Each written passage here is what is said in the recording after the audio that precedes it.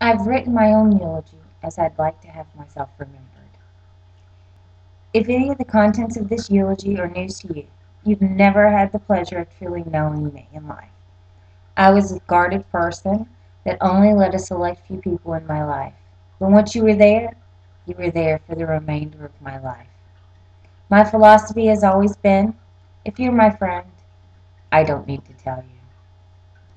You were at my funeral service either because you enjoyed my harsh honesty or you were married to someone who did.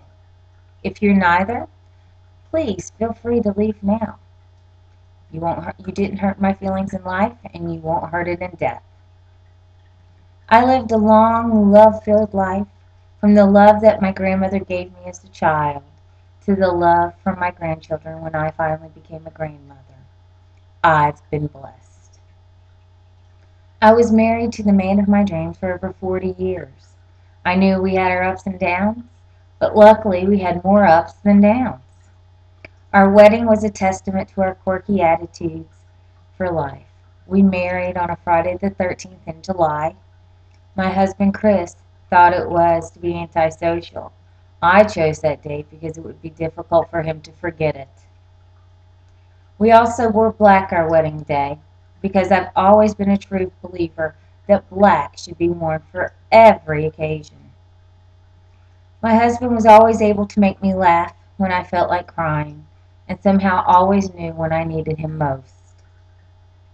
I always told him that I would have liked him to pick up more around the house, but honestly, if he did, I really wouldn't have had much to do.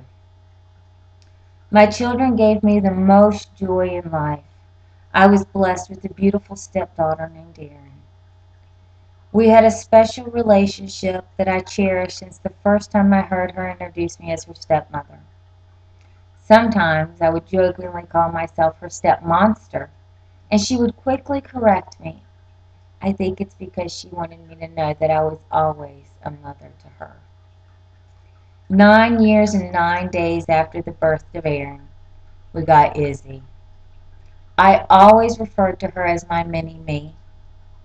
She was a beautiful child and grew into a more beautiful woman, just like her mother. She was a terror as a child, but it's really just because she was so smart. Watching the bond grow and flourish between her and her sister was one of the greatest experiences of my life. Just when I thought they couldn't be any closer as siblings, they proved me wrong. My children never competed for attention, probably because I always overindulged them. I only did it because of the lackluster childhood I had to endure. My siblings and I had such a difficult childhood that it tarnished my view of almost anyone or anything associated with it. Once we became adults, my siblings and I could rarely communicate without remembering the hardships and the difficulties of our childhood, so we grew far apart. The death of my grandmother when I was 19 was a crushing blow to me. She was the only positive role model that I had in my life up until that point. In my adult years, I was adopted by the Renzi family. The patriarch Sam, the matriarch Barb, or lovingly referred to as Pat, Pap, and Nanny. They made me feel special, like one of their own children. They made me feel like I had actual value to add to this world.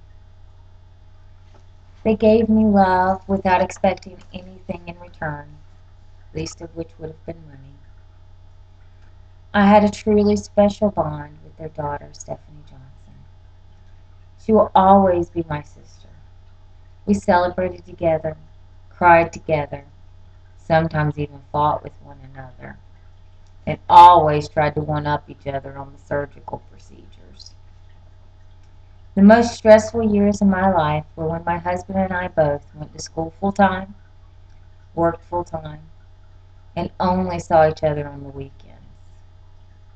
After it was all over, I realized it was worth every stressful moment.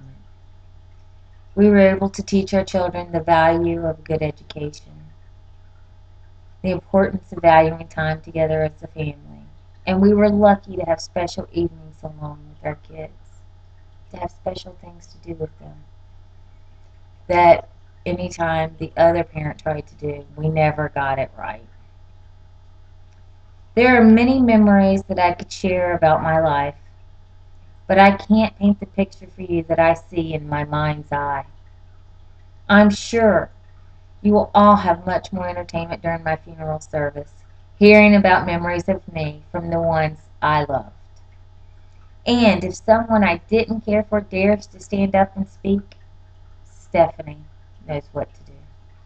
As I've always said, if you don't show concern for me in life, don't bother in my death.